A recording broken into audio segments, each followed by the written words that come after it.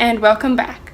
Welcome to any new Living My CP Lifers. If you're new, the favorite videos are always up in the tab, and new here, start here, some frequently asked questions and kind of cool videos are also right there. Let's get into today's topic, shall we?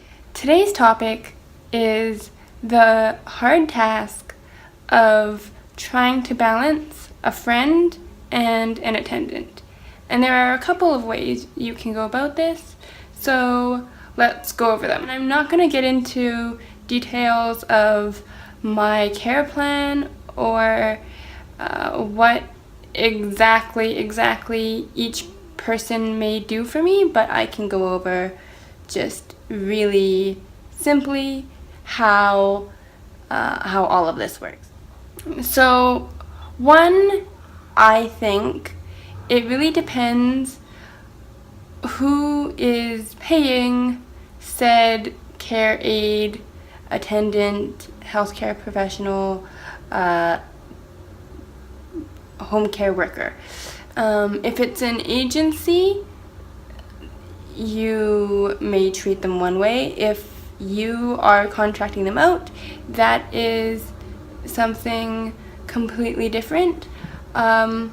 I'll go with probably the easier option first, and that would be if you were just contracting somebody else out and therefore running your own business. Say you got them off of it's Kijiji here, but like Craigslist or just a friend of yours.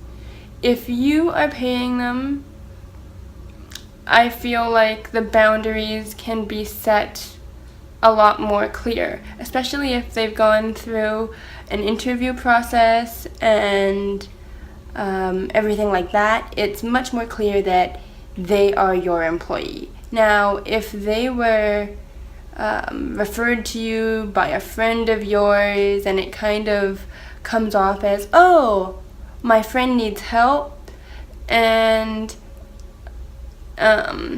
maybe you could do it, then they might go into it thinking that they're more of your friend and that, you know, I'm paying people to be my friends but to also help me.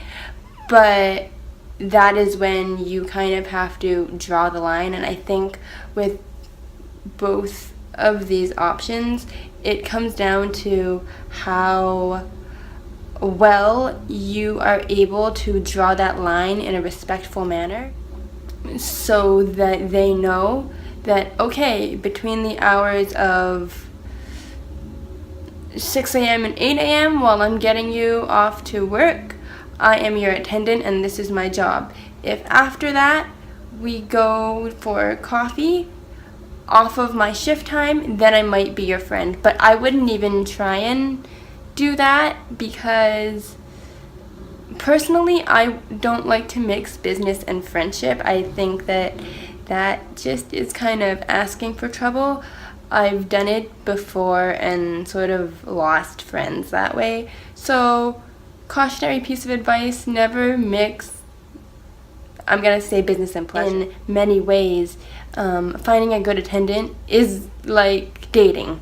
It's a lot of who is compatible with who, and can you be happy in the mornings if the other person is not a morning person. Like, you know, all of those types of things that would go into finding a girlfriend, boyfriend, husband, or wife kind of also get thrown in there when you're interviewing or looking for a good attendant, because they are around in some of your most vulnerable moments.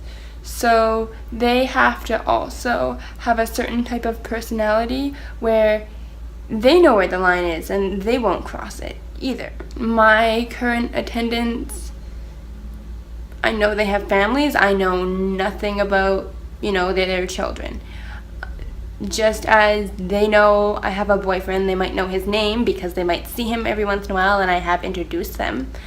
But I don't allow anything more than that. If we're having problems between me and said boyfriend, we are having problems and that stays between us. It's very much drawing boundaries. Now, if another agency is paying the worker, then it's a lot easier because they're coming in at a specific time that is probably agreed upon between the two of you or set by the agency, and they leave at a certain time, and they're usually a lot more structured in their professionalism because they know they work for a certain agency, and they know that you as the client, though you're able to direct them and or explain to them how things are done so that they're done the way that you want them done, they also know that you can report them to the agencies. So it really is a balance what you want to go with. At the same time, you want them to be somewhat friendly, because I wouldn't want to work with mean people. You want to work with people who are of your same personality, maybe even close to your same age, because it makes a lot of those more private moments easier. You can kind of laugh about it, but they also need to have a certain amount of maturity about them, which hopefully they do if they're a healthcare attendant or healthcare aide. So those are my thoughts. I know they were kind of a quick ramble, so I'm hoping they made sense. If you have any other questions, please feel free to leave them down below, and I can definitely make another attendant video or talk more about this in, I guess, even greater detail. But again, everybody's experiences are going to vary based on pretty much everything: state, province, ability level. Everybody's experiences are going to be different, so leave them in the comments and maybe we can compare notes and gain some tips and tricks from each other. As always, guys, my last video is always in the end slate. Keep pushing, and I will see you in the next one.